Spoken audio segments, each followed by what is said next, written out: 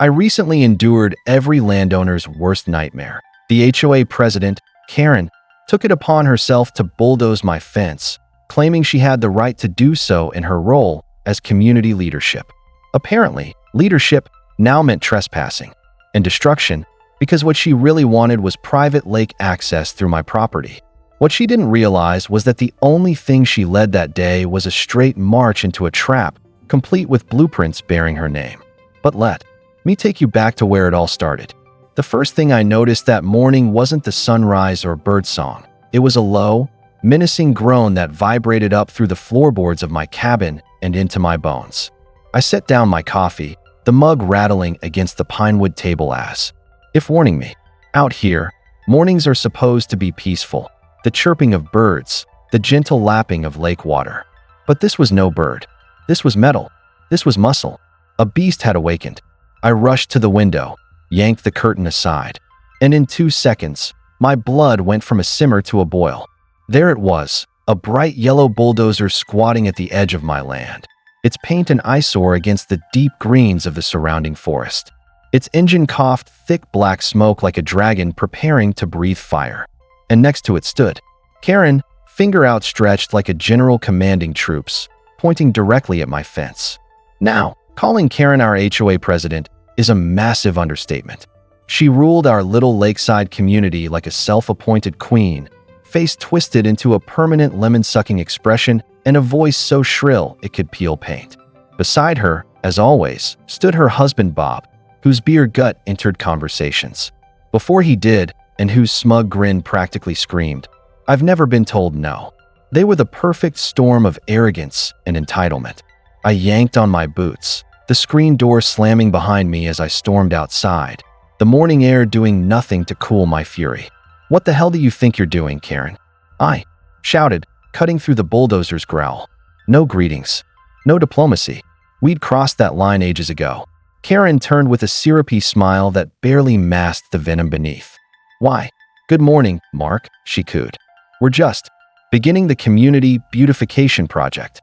She said community, like it was a new word she wasn't quite sure how to pronounce. Bob crossed his sausage-thick arms, nodding with a smug look that made my fists itch. "That's right. Big improvements coming. You should be thanking us," Karen said, her voice dripping with smugness as my eyes flicked from her face to Bob's arrogant smirk and finally to my fence.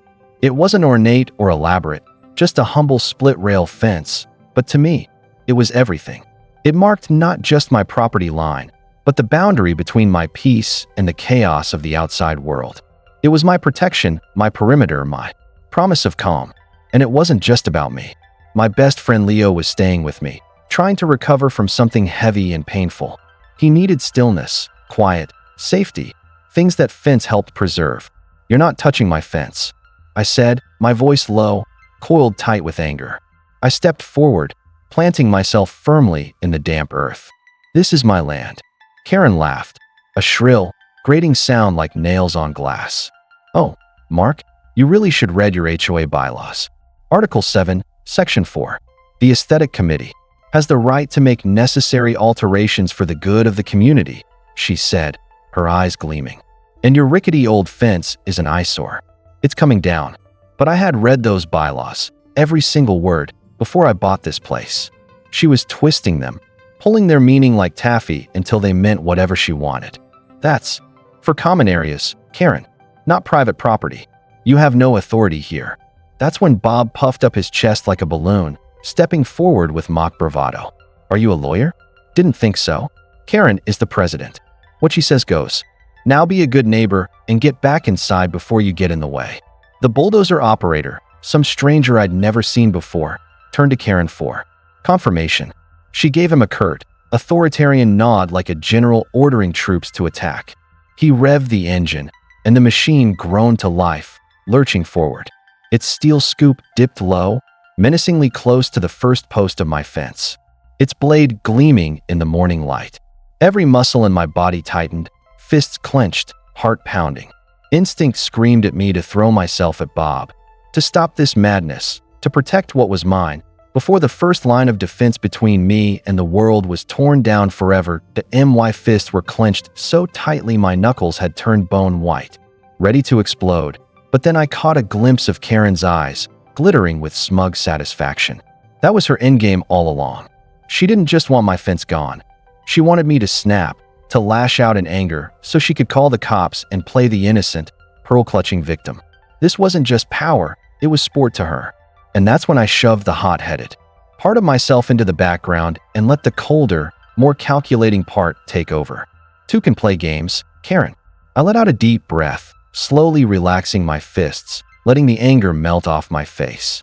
I forced my features into a blank, passive mask and stepped back. Then I shrugged like none of this mattered. Fine, I said flatly. Whatever, it's just a fence. Her smile stretched wider, victory blazing across her face like she'd just slain a dragon. In her mind, she had crushed the pesky newcomer, proven dominance, and reasserted her control over the neighborhood. Bob gave a smug little chuckle, the sound of a man too dense to know he was stepping into a trap. See? He gets it now. You're being smart, he muttered. I turned away from them slowly, calmly, and walked toward my cabin without a glance back. Then I heard it. The sharp, brutal crack of splintering wood as the bulldozer slammed into the first rail. Then another, and another. Each crack hit me like a body blow. I stepped inside, shut the door gently, and leaned against it as my heart thundered in my chest. They thought they'd won, thought I had surrendered. But what they didn't see was the phone already in my hand, the camera app recording through the window. Every second of their little victory, the trespass, the property destruction, the smirking entitlement, was being documented. They weren't tearing down a fence. They were constructing the case that would eventually destroy them. They didn't realize they were laying bricks around themselves, sealing their fate, and I was the one holding the blueprint. What none of us realized, not even me, was that this broken fence was just the first crack in a much bigger, darker foundation, one that would reveal just how rotten things had become beneath the surface of our so-called community.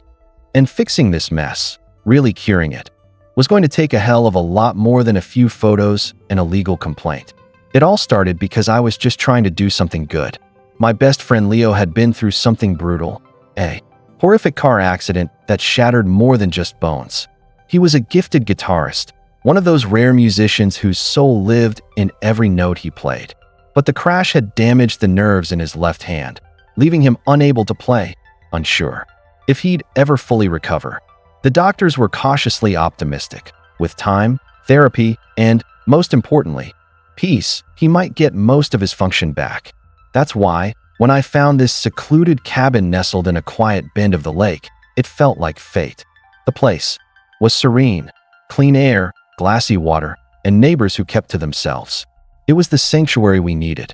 I bought it without hesitation, and for the first few months, it lived up to every hope. Leo spent his mornings on the porch, stretching and curling his fingers with silent determination. That silence, it was sacred, our own fortress of solitude. Before the bulldozer nightmare, I'd had only a few encounters with Karen, all of them laced with odd tension. The welcome basket she brought over was less welcome and more compliance kit. A binder stuffed with HOA rules and a passive-aggressive note about acceptable paint shades. No cookies, no wine, just mandates.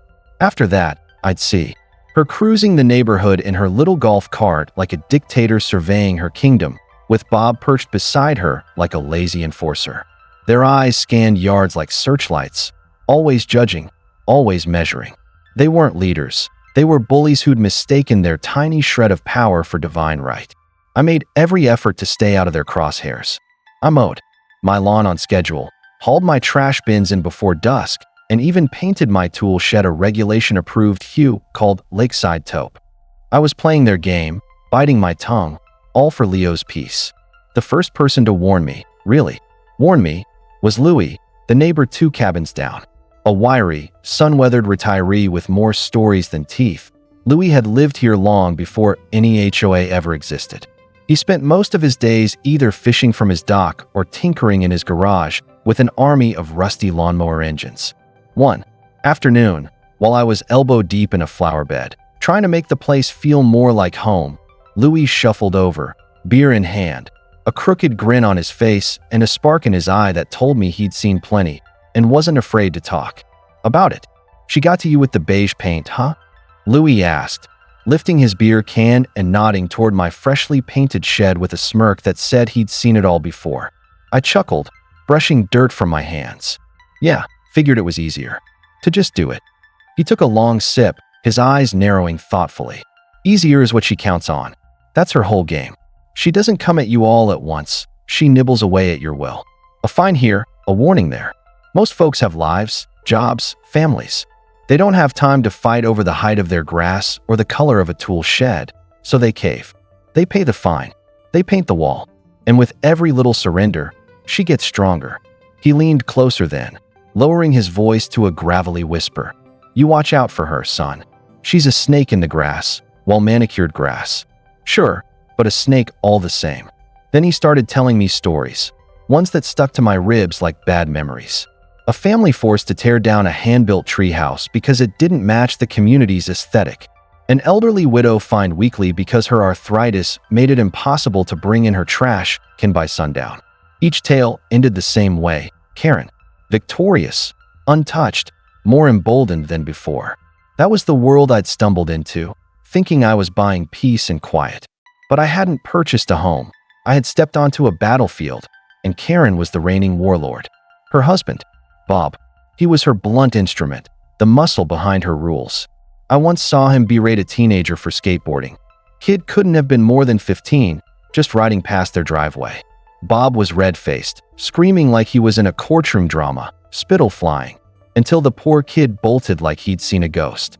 Bob returned to the golf cart puffed up and proud, as if he'd just defended the nation's honor. They thrived on that small-scale tyranny.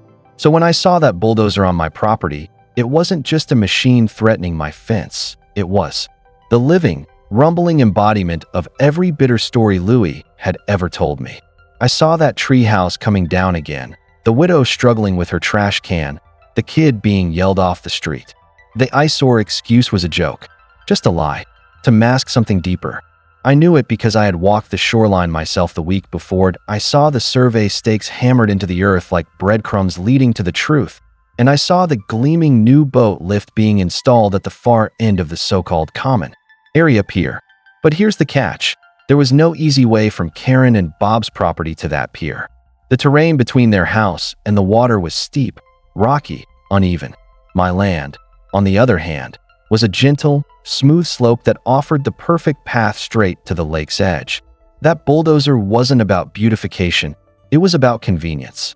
They were using HOA authority to build themselves a private walkway across my land and calling it community improvement. My decision to step back, to retreat into the house as they tore down my fence, wasn't an act of submission. It was a calculated move. My instinct, the fire in my gut, wanted to throw down right then and there. But my protective side, the part of me that had brought Leo here to heal, knew that a public fight would bring nothing but noise and chaos. Cops would be called, tempers would flare, and suddenly this quiet refuge would become a war zone. Leo didn't need that. I didn't need that. So I bit down the fury and chose the long game, the quiet game, the smart game. Let them feel powerful. Let them gloat. Let them stomp around in their false victory while I gathered my real ammunition. Not fists, but facts. Not rage, but receipts. Because deep down, I knew this wasn't just about my fence. If Karen and Bob were willing to bulldoze private property for their own convenience, what else had they gotten away with? What other lines had they crossed, hidden behind bylaws and fake smiles? What began as a stand to protect my home was becoming a mission to expose them. It wasn't just about reclaiming land anymore. It was about tearing down a tyrant, one quiet, surgical move at a time. The war had started, but it wouldn't be fought with noise. It would be fought with paperwork, legal codes, and cold precision. And right on cue, the very next day, it began. I found a crisp white envelope in my mailbox, embossed with the Lakeside Estates logo, practically radiating passive-aggressive menace. Inside was a letter printed on thick, expensive cardstock, the kind of stationery someone uses when they want to make you feel small. The words were polite, too polite, polished, professional, and poisonous. It was the HOA's first official move in what would become a chess game they never expected to lose. The letter inside that crisp white envelope informed me of the so-called Lakeshore Accessibility Project, a grand, polished name for what? was clearly just a private walkway being carved through my property for Karen and Bob's personal use. It cited the same twisted interpretation of the HOA bylaws, Article 7, Section 4, and then took things a step further. It warned that any attempt to interfere with the project, including rebuilding unauthorized structures like my own fence, would result in a $500 daily fine. At the bottom, it was signed in looping cursive by Karen herself, President. I read it twice, my gut tightening with every smugly typed line. This wasn't just overreach, it was calculated. She had torn down my fence without notice, then backfilled. The legality after the fact, hoping to make it retroactively acceptable. It was sloppy, sure, but it was also intentional. She wasn't just skirting the rules, she was waving them around like a trophy, declaring herself untouchable. When I stepped onto the porch, the damage was fully visible. Raw earth, tire ruts, and a line of workers already laying gravel and wooden forms for the new concrete path. They were efficient, I'll give them that. And there was Bob, standing, like a foreman in a discount war movie, barking at the crew to move faster, his hands on his hips like he owned the place. He spotted me, smirked with satisfaction, and then turned his back. That letter was more than a warning. It was a confession, a declaration of arrogance, printed and signed in ink. I didn't react with rage. I responded with action. My first move, the county clerk's office. I spent an entire afternoon sifting through dusty binders, poring over property records, plat maps, and HOA incorporation documents. The deeper I dug, the clearer it became. That common area they were building the path on, only a narrow 5-foot wide strip was actually designated for public use. The rest, including the land leading directly to the new pier, was officially zoned as a natural preservation area in the original town planning documents. That meant no permanent structures, no gravel, no concrete, no private paths. Karen hadn't just violated HOA policy, she had broken county law. That was strike one, and I wasn't done. My next move was to upgrade my surveillance. The video I took from my cabin window was decent, but not airtight. I needed better angles, clearer shots, indisputable evidence. So I ordered a full set of high-definition, motion-triggered security cameras that I installed motion-activated trail cams, the kind hunters use, small, camouflaged, and equipped with night vision. Under cover of dusk, I carefully placed them in. The trees flanking the new path, angling each one to capture a complete, uninterrupted view from the road all the way to the lake. I didn't just want evidence. I wanted a timeline, a daily record of who was using this so-called community path. And the very next day, the cameras started paying off. I had crystal clear footage, Karen and Bob, and only Karen and Bob, strolling down their newly claimed promenade like royalty inspecting their kingdom. Morning swims with fluffy towels and smug expressions. Evening walks with wine glasses in hand, taking in sunsets from their freshly installed dock. It wasn't a path for the community. It was a private boardwalk built across my property and overprotected land, funded by everyone but serving only them. Leo watched all this from the sidelines, concern etched deep in his face. One night, as I sat downloading footage to my laptop, he asked quietly, "Mark, what are you doing? Just let it go. It's a path. It's not worth all this." I didn't look away from the screen. "It's not about the path anymore, Leo," I said. "It's about the fact that they think they can get away with anything. They lied, they broke the law, and they think they're untouchable. What happens when they decide your quiet afternoons on the porch are a disturbance? What if you're next? You can't let bullies win, not when they've already sunk their teeth in." I saw the tremble in Leo's hand as he poured his coffee. That morning, the distant way he stared at his guitar, as if it were something from a life he no longer recognized. And the worst part, every time Karen's golf cart buzzed by, I watched him shrink, his shoulders curling inward just a little. More. This wasn't just about property lines and paperwork. This was about preserving the fragile sanctuary I had fought to build, for him, for us. Letting them win wouldn't just mean giving up land. It would mean giving up the last thread holding Leo together. So no, I wasn't backing down. This fight was protection. And as if sensing my resistance, the paper war escalated. I started receiving new HOA notices, fines for my grass being a quarter-inch too high, warnings about unauthorized wind chimes, even a letter accusing me of improper garbage bin placement. One notice accused me of leaving my trash can visible from the street for 3 hours after pickup. Another cited a small patch of moss on my roof, as if my house were suddenly a public hazard. These weren't genuine concerns. They were petty, calculated attempts to wear me down, to harass me into submission. Karen's strategy was clear. Bury me under so many fines and warnings that I'd either give up and move or fold and fall in line like everyone else. But I didn't pay a single fine. I didn't argue. I documented. Every bogus citation went into a growing binder labeled Karen, thick with copies of every warning, time-stamped photos, and my own meticulous records. With each paper bullet she fired, I added a new piece of ammunition to my war chest. I downloaded every publicly available HOA meeting minute, financial statement, and vendor list I could get my hands on. I started building a spreadsheet, cross-referencing dates, expenditures, contract approvals, and board votes. It was slow, dry, grueling work. But the picture that started emerging was uglier and more corrupt than I could have imagined. What began with my fence was just the surface scratch. What I was uncovering ran all the way to the bone. Meanwhile, the tension in the neighborhood stretched tighter by the day. You could feel it in the air, like a string pulled so taut you knew it would snap with the slightest tug. My front yard turned into a passive-aggressive battlefield. Bob, in true middle school bully fashion, began driving his golf cart right along the edge of my lawn, sometimes accidentally, swerving just enough to leave muddy tire tracks in the grass. I never said a word. I'd wait until he was back, inside, then come out with a rake, calmly smoothing out the damage where he could see me. I wanted him to know it didn't rattle me, even though each track fueled the fire inside. But I knew better than to show anger. Anger was weakness, and I was in this for the long haul. The fines kept rolling in, my Karen binder growing fatter by the week. The violations became more absurd with each new envelope.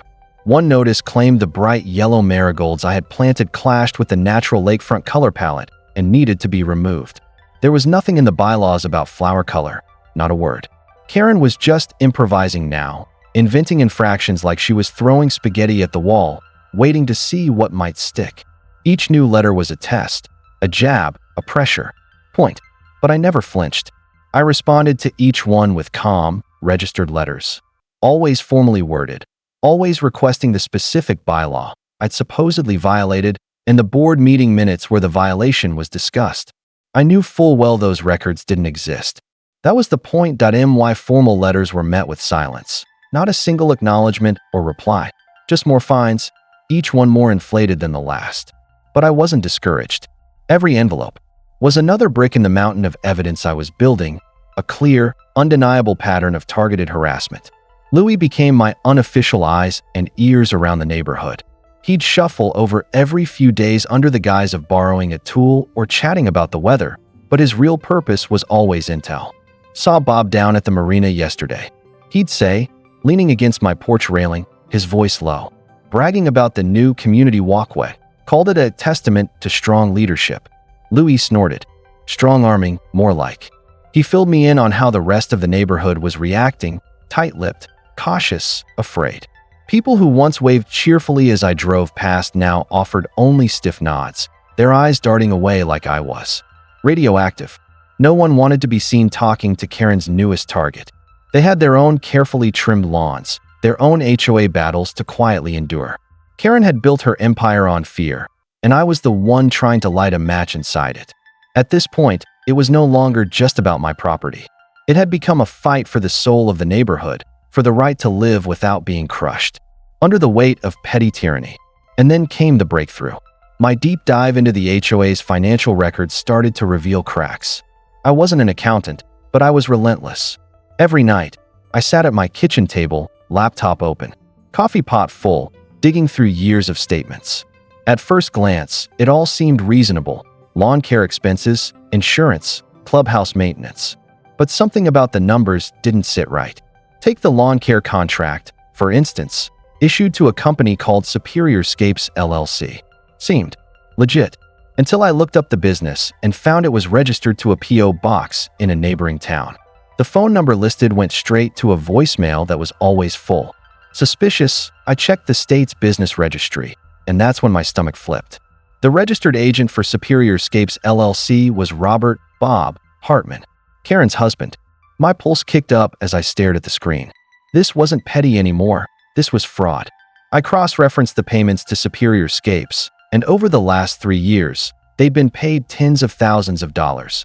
The HOA had paid Bob's so-called landscaping company nearly $90,000 over the past 3 years, and once I knew that, I started walking the neighborhood with new eyes, really scrutinizing the so-called work they'd been paid for. The lawns in the common areas were patchy at best, with brown spots scattered like bruises. The flower beds were choked with weeds, and the mulch looked like it had been thrown down in a hurry months ago and never touched again. No way had $90,000 been spent here, maybe $20,000 tops.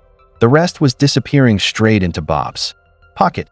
It was blatant, shameless embezzlement, tucked inside boring line items and protected by community apathy. They were using a shell company to bleed the HOA dry for work that was either shoddy or never done at all, and every neighbor who paid dues was unknowingly footing the bill. I should have felt triumphant, but the satisfaction I felt curdled fast. This wasn't just about a feud anymore. This was organized theft, a crime. But no matter how damning it looked to me, it was still circumstantial. A slick lawyer could argue that the company had high overhead or that landscaping costs had risen.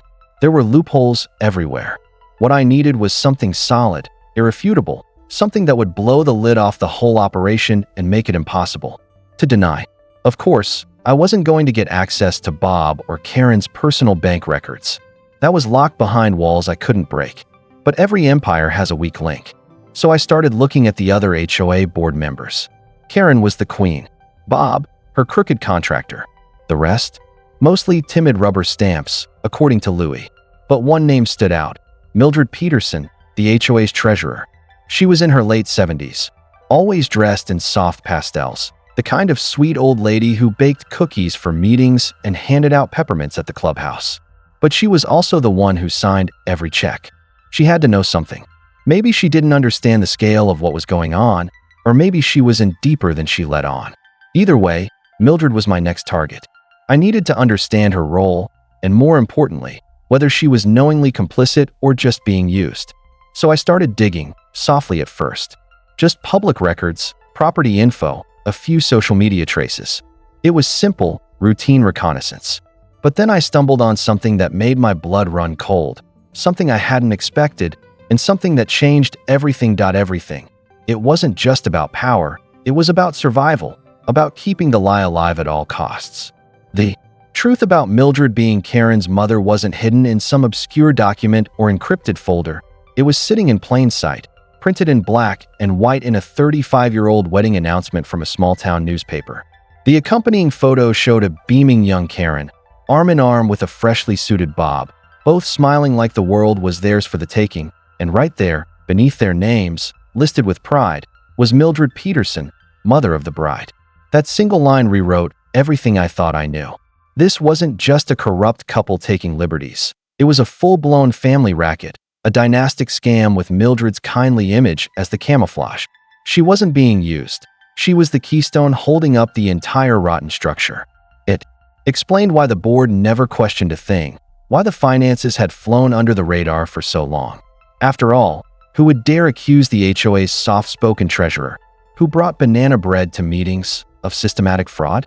But behind those pastel cardigans was a cold, calculating player in a high-stakes con.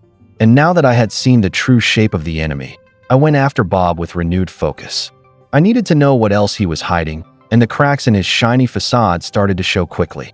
Digging into old business records turned up a former career selling luxury boats, a venture that had gone down in flames 5 years earlier. Court records and bankruptcy filings painted a bleak picture. Lawsuits from suppliers, liens from creditors, and a trail of burned bridges. His dealership hadn't just failed, it had imploded, and Bob had walked away with a battered reputation and a desperate need for money. That changed how I saw everything: the stolen HOA funds, the bullying, even the smug grin on his face.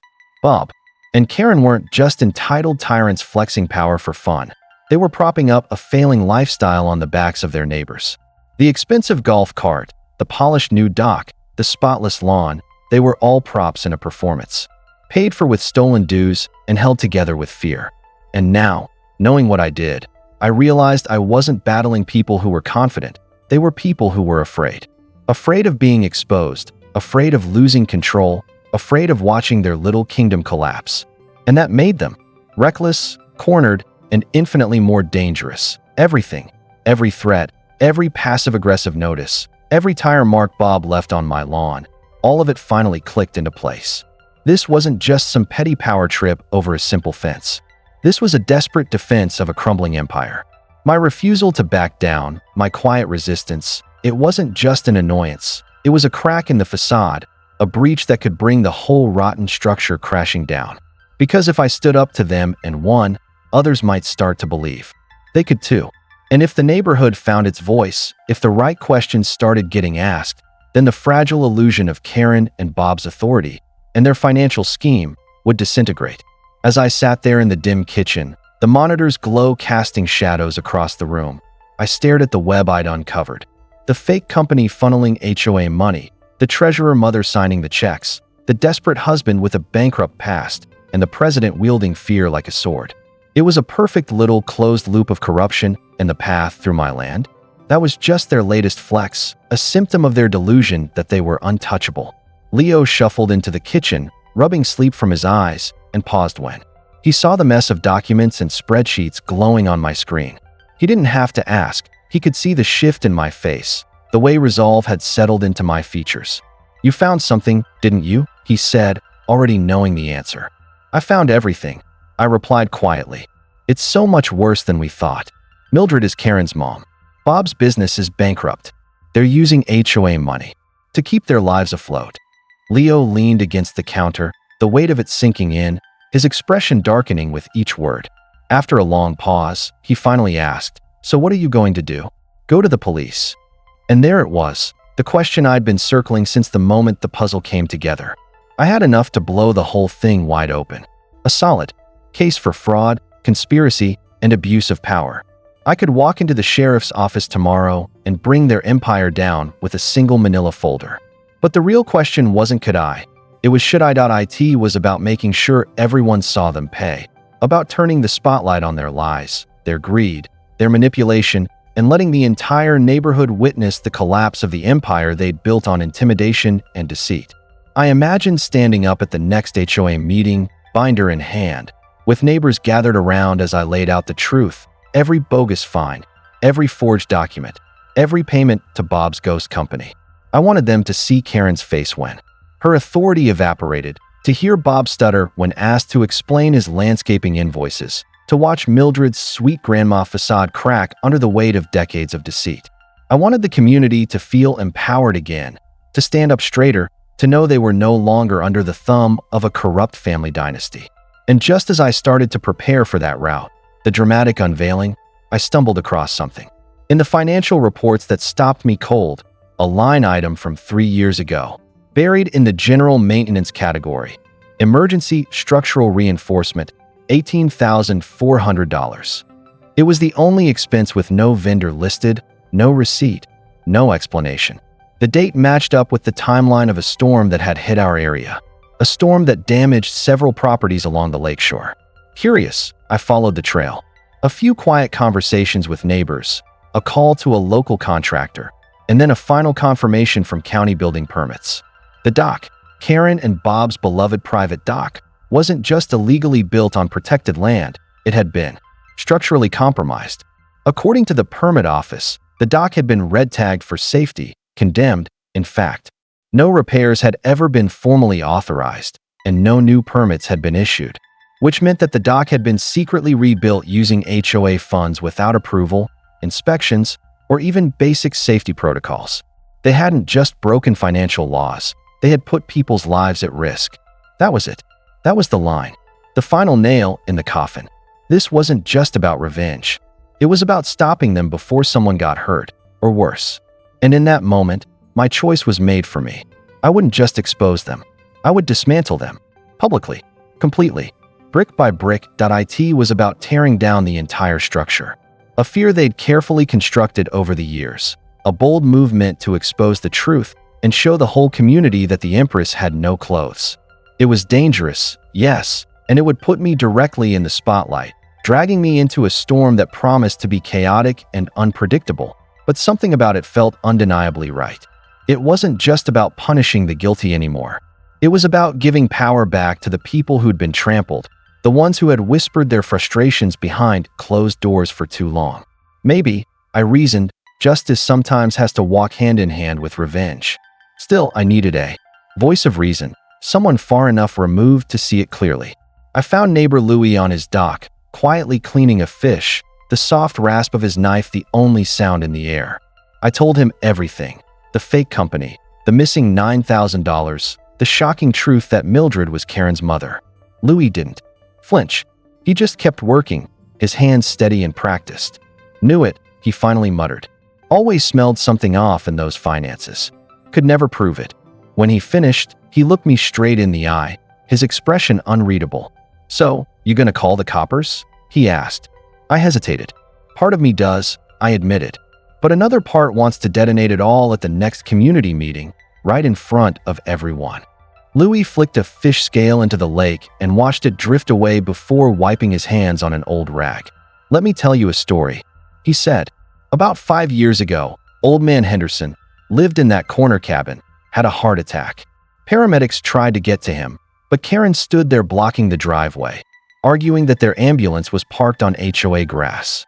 Cost them 2, maybe 3 minutes. Henderson didn't make it. His wife believed those minutes were everything. She moved away the next year, said she couldn't bear seeing Karen's face again. A cold chill wrapped around my spine. This wasn't just about money or neighborhood politics anymore. This wasn't just about money anymore. It was about a complete absence of basic human decency, a coldness that made everything else pale in comparison. She did that, Louis said flatly, confirming that Karen really had delayed the paramedics, and with no consequences to show for it. Though a complaint was filed, it fizzled out, just her word against theirs, and of course, she was the well-respected president of the HOA. Louis locked eyes with me, his expression unwavering. "You do what you gotta do, son. But if you just call the cops, nobody's going to hear about old man Henderson. No one will understand what she's truly capable of. All they'll hear is financial misconduct, boring stuff. If you want justice that shakes people to their core, they need to see the monster in daylight, in front of everyone." That was the final spark I needed. Louis' story cemented my path. There was no turning back. What began as petty revenge for my broken fence had evolved into something righteous. This was for Henderson, for his grieving widow, for every neighbor who'd ever been silenced by fear or shame. I was going to be their voice. My plan expanded in scope and boldness, and all roads pointed to one perfect stage: the annual HOA summer picnic and meeting, just 3 weeks away. Karen's beloved event, her big moment to shine before her so-called subjects, would become her downfall. My focus shifted from simply collecting evidence to crafting a performance, a spectacle of truth no one could ignore. I created damning visual aids, bar charts comparing the HOA's bloated landscaping budget to what was actually done, with a massive red block screaming, "Missing funds." I built a timeline that connected the dots: Bob's business collapse, the birth of Superior Scapes LLC, and the sudden surge in landscaping costs. I even printed the corporate registration papers, Bob's name sitting in bold ink. But even as I looked over my growing arsenal of facts and figures, something gnawed at me. It was solid, yes, but it still felt too sterile, too official, too cold. I needed something more personal, something real. Karen could try to spin the charts, blame them on clerical errors, or claim the overages were approved, brushing it all off as innocent mismanagement, but I knew better. I needed more than circumstantial evidence. I needed something that came from deep inside her inner circle, proof with intent carved into it. That meant finding her real records, the second set of books I was almost certain existed, the ones that didn't just show where the money went, but revealed how deliberately it had been siphoned off. Louis mentioned she often worked out of the small office in the community clubhouse and guarded a large, old-school filing cabinet like a dragon hoarding gold. That cabinet became my new fixation, the missing piece I couldn't stop thinking about.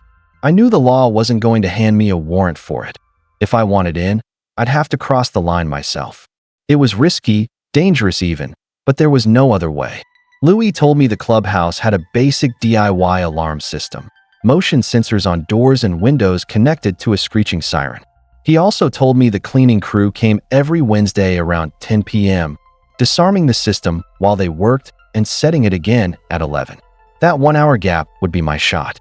My pulse pounded just thinking about it. I was stepping far beyond amateur sleuth and straight into criminal territory.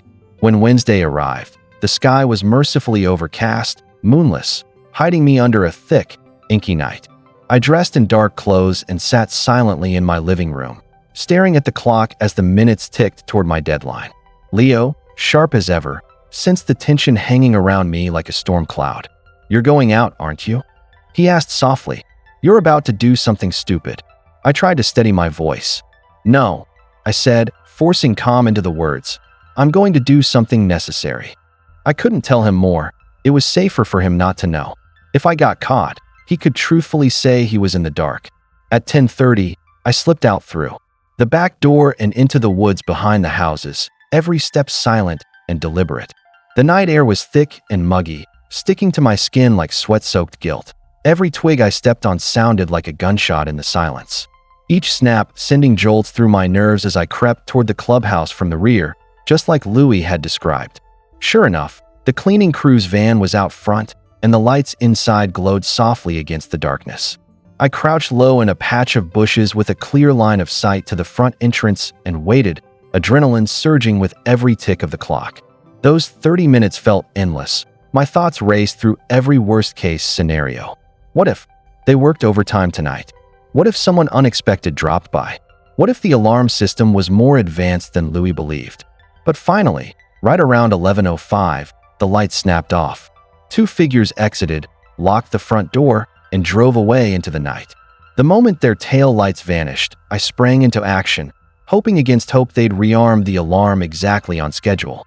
I made my way quickly and quietly to the back of the building, where I'd previously scouted a small office window, an old, single-pane unit with a basic latch that screamed vulnerability.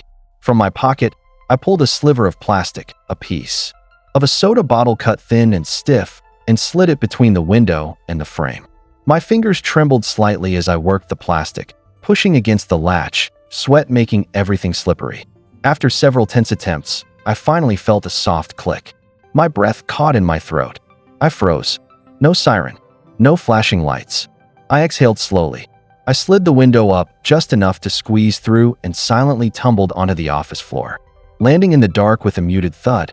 The air inside smelled like lemon-scented cleaner and aging paper. A dim orange glow from the parking lot security light filtered in through the blinds, casting eerie shadows. And there it was, the filing cabinet. For massive steel drawers tall and heavy, standing like a stubborn sentinel in the center of the room. Of course, it was locked. I stared at it for a heartbeat, then reached into my pocket again and pulled out a tension wrench and a set of lock picks. This wasn't my first time picking a lock, but it was, without a doubt, the most important. I dropped to my knees, heartbeat pounding, hands steadying as I began to work in the silence. With my ear pressed close to the filing cabinet, I began to work, my tools clicking softly as I manipulated the old, gritty tumblers. Each tiny movement echoed like thunder in the quiet. Click, click, click, and finally, the last pin gave way with a satisfying snap, and the lock turned. I eased the top drawer open as quietly as possible, and there it was, a neatly organized trove of files. Labeled insurance, contracts, member dues. My hands moved fast but careful, flashlight beam scanning page after page. Then I found it, proof. The original landscaping contract, paying just $5,000 annually to a legitimate company before they were inexplicably fired and replaced with Bob's sham outfit. And tucked behind that was the holy grail, a beat-up, spiral-bound ledger. It wasn't some sanitized, typed-up official report. It was raw, handwritten, and real. My fingers trembled as I flipped through the pages. At first, it was what I expected, payments to superior scapes, lined up just as I'd suspected. But as I turned more pages, the horror deepened. A page titled Boathouse Incident. Insurance payout spelled out something darker, a $60,000 claim for fire damage to the old community boathouse. Next to it, repairs, $12,000. Net, $48,000. My breath caught. I flipped again. Pool house vandalism. Insurance payout, $25,000 claimed, only $3,500 spent on repairs. Net profit, $21,500. My blood turned to ice. This wasn't just embezzlement anymore. It was large-scale insurance fraud. They were deliberately destroying community property, inflating damage claims, slapping on cheap fixes, and pocketing the difference. The fires, the break-ins, the suspicious damage over the years. It wasn't bad luck or teenage mischief. It was them. They weren't just siphoning off HOA dues. They were arsonists, criminals, people who had risked the safety and well-being of the entire neighborhood just to pad their own pockets. Suddenly, a pair of headlights cut through the darkness and swept across the office window, flooding the room. With a harsh glow that made my blood run cold, I froze, heart pounding in my throat. A car door slammed outside, followed by slow, heavy footsteps crunching on gravel, each one echoing like a countdown to disaster. Panic surged as I snapped the ledger shut, shoved it deep into my jacket, and slid the drawer closed just as a key turned in the front door lock. It was Bob. He must have forgotten something.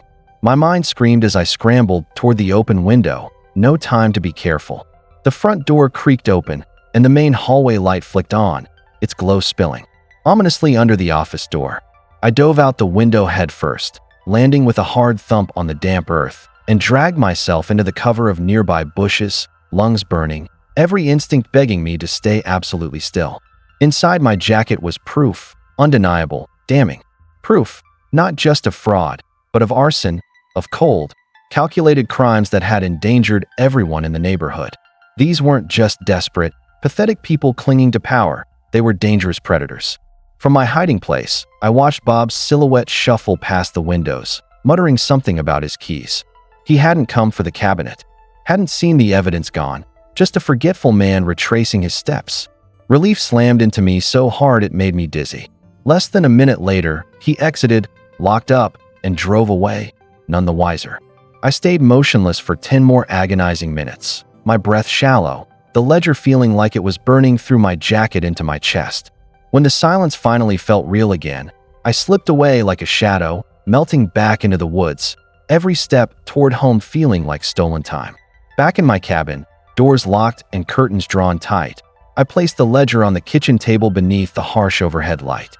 Leo was waiting, his face pale with fear and questions. When he saw the notebook in my hand and the haunted look in my eyes, his voice trembled. "Oh, Mark, what did you do?"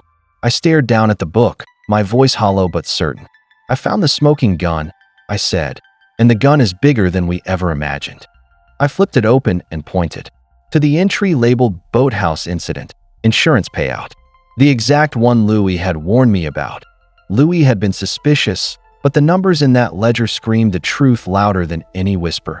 This was greed in its purest, most calculated form, a deliberately set fire and inflated insurance payout, and a pittance spent on actual repairs. They burned it, I said aloud, each word bitter and heavy, like ash coating my tongue. They set fire to the community boathouse just to scam the insurance company. Leo collapsed into a chair, eyes fixed on the jagged handwriting. "These people are monsters," he whispered. "Yes," I replied. "They are." This was the second, far more horrifying twist, the moment everything snapped into sharper, darker focus. My original plan to publicly shame Karen and Bob at the HOA meeting now felt laughably small. This wasn't about neighborhood politics anymore. This was about felony crimes, crimes that demanded prison sentences, not just bruised reputations.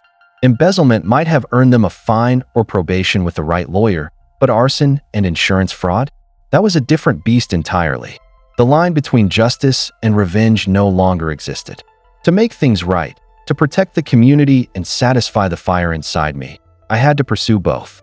The HOA picnic would still be my stage, but now the performance had to hit harder, go deeper, leave no room for doubt. For the next 2 weeks, I worked obsessively. I took high-resolution photos of every page in the ledger, scanned them, encrypted the files, and uploaded them to a secure cloud server. I created multiple backups, flash drives hidden in my car, one mailed to my lawyer with instructions to open it only if something unfortunate happened to me, another locked in a safe deposit box. These weren't just petty criminals, they were people who set fires for profit. I wasn't about to underestimate them. Then I started contacting the other victims. I tracked down the family whose treehouse Karen had ordered demolished, finding them through an old social media post. When I called, they were cautious, wary of more trouble. But the moment I told them I had hard proof, real, documented evidence of financial crimes, their fear turned to fury. They agreed to attend the meeting. One voice became two, and two would soon become many. I reached out to 3 more families Louis had told me about, people who'd been fined, harassed, and quietly bullied into submission by Karen's iron-fisted rule. One by one, I shared what I had, and one by one, fear gave way to fury. My small rebellion was becoming something bigger, louder, a movement. But my most critical move came when I contacted Sarah Jensen, a hard-hitting investigative reporter with a reputation for digging until the truth screamed. I sent her a simple, cryptic email. I have documented proof of embezzlement, arson, and systemic insurance fraud by a local HOA president. The story breaks in 2 weeks at their annual community meeting. Interested? Her reply came in under 5 minutes. I'm listening. I gave her the time and place, promised her the exclusive, and just like that, the trap neared completion. The final pieces were locking into place. The day of the annual HOA summer picnic arrived, cloaked in suffocating sunshine and fake smiles. It was Karen's favorite day of the year, her personal coronation. The park buzzed with neighbors on. Checkered blankets, the air thick with grilling hot dogs and thinly veiled tension. Karen floated through the crowd in a pristine white pantsuit, grinning like a benevolent queen, while Bob trailed behind her with a paper plate stacked high and a puffed-out chest. They moved like royalty, blissfully unaware that the guillotine was already rolling into position. I had arrived early and, with Louis's quiet help, made one small but vital adjustment. The clubhouse projector setup had been discreetly hijacked. I swapped out the HDMI cable and rerouted it to my own laptop, carefully hidden inside my backpack. I sat at a picnic table near the back, Leo at my side, a calm presence while my pulse pounded cold and steady. My co-conspirators were scattered. Across the park, I spotted the treehouse family by the playground, eyes sharp and watchful. Sarah Jensen sat casually on a blanket, pretending to flip through a book while subtly observing everything. And that morning, I placed one final call to the non-emergency number of the county sheriff's office. I told them something important was about to happen at the community meeting, something they might want to be present for, not to prevent it, but to witness it. I told the dispatcher I was a resident of Lakeside Estates, and, based on some tense conversations I'd overheard recently, I was concerned that the upcoming annual HOA meeting could turn volatile. I suggested it might be wise to have a patrol car swing by around 3 p.m. just to keep the peace. The dispatcher thanked me, said they'd note it, and that was it. The final piece was set on the board. At exactly 2:30, Karen took the microphone, tapping it gently with one manicured finger. If I could have everyone's attention, please. Welcome, neighbors, she purred, her voice sharp and hollow as it rang out through the speakers, slicing through the park's heavy summer air. What followed was 20 minutes of self-congratulatory fluff, a bloated monologue about how well the community was doing financially, how the Lakeshore Accessibility Project had wrapped up under budget, and how strong leadership had guided them through challenging times. She even tossed a smug little smirk in my direction, like she was daring me to challenge her. The crowd clapped with polite, trained indifference, while Bob stood nearby like some proud royal consort, grinning like he'd built the whole place himself. But their pageant was about to end. As Karen began winding down, preparing to take only pre-approved questions, I stood and strode forward, calm but deliberate. "Karen," I said, my voice level but carrying through the crowd, "I have a question about the budget, if you don't mind." Her expression twisted just slightly, annoyance, confusion, maybe even fear. Unscripted moments weren't her style.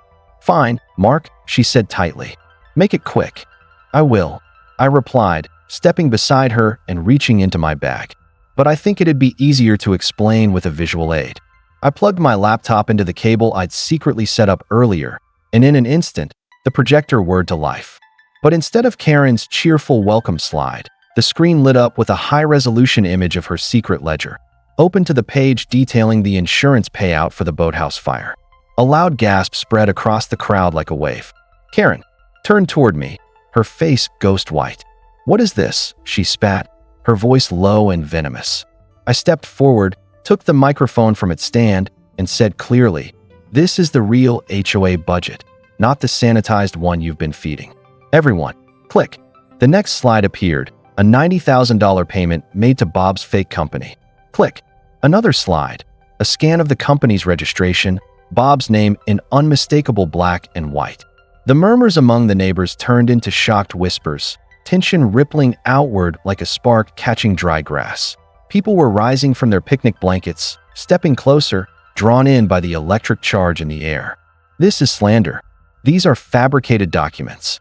Karen screeched, her voice shrill with panic as she tried to seize control of the moment unraveling before her. "Are they?" I said calmly, locking eyes with her. "Is this fabricated?" I clicked again. The projector displayed a side-by-side comparison. On the left, the official $60,000 insurance claim for the boathouse fire, and on the right, a page from the secret ledger showing only $12,000 spent on repairs. "So where did the other $48,000 go, Karen?" I asked, voice sharp with accusation. "Was that the down payment on your new boat?" The crowd erupted. The tension burst into chaos, angry shouts, accusations flying. "Thief!" someone roared.